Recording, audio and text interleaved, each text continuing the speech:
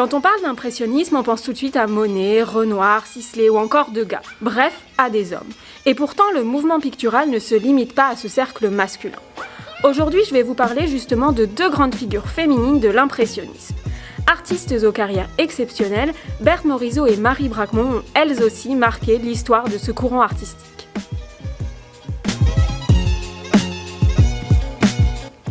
Commençons tout d'abord par Berthe Morisot. Elle est l'une des artistes qui fondent le mouvement impressionniste en 1874. Elle participe à 7 des 8 expositions impressionnistes et elle organise même la dernière exposition du groupe. Vous l'aurez compris, elle joue un rôle majeur dans la diffusion de cet art. Berthe Morisot, c'est la peintre de la vie moderne. Dans son tableau le plus célèbre, intitulé Le Berceau, elle nous invite par exemple dans l'intimité de la vie bourgeoise.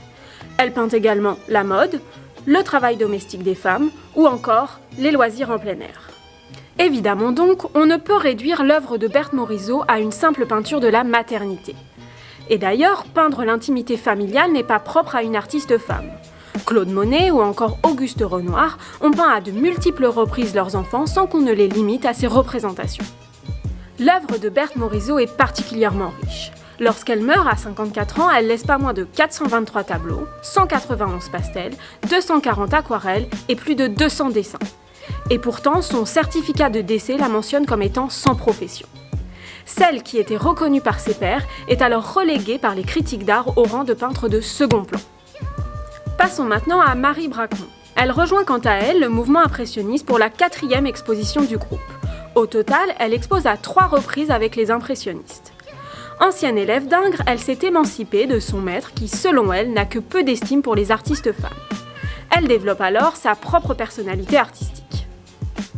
L'artiste est passionné par les jeux de lumière, comme en attestent ses tableaux Sous la lampe ou encore 3 femmes aux ombrelles. Les 30 années de carrière de Marie Bracquemond témoignent de ses multiples talents. Elle est à la fois peintre, dessinatrice, graveuse et céramiste. Malheureusement, elle met fin à sa carrière en 1890, vraisemblablement à cause de son époux.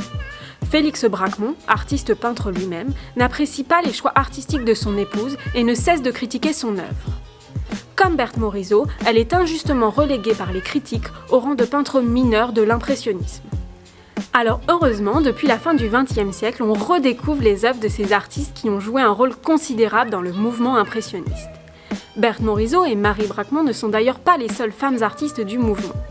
Au total, elles sont près de 70 à pouvoir être considérées comme impressionnistes ou post-impressionnistes. Voilà, cette vidéo est maintenant terminée, j'espère qu'elle vous a plu. Retrouvez-nous sur nos réseaux sociaux pour découvrir de nouvelles vidéos et à bientôt au Panorama XXL.